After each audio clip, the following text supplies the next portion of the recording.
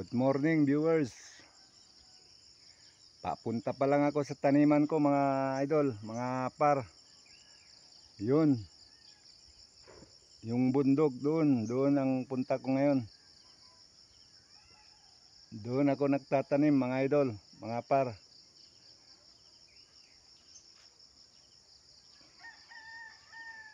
Ayan mga par.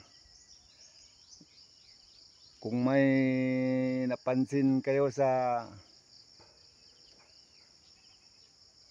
likuran bahagi ko, kung ano ang napansin nyo doon, kung may nakikita kayo, patalasan ng mata mga idol, mga par.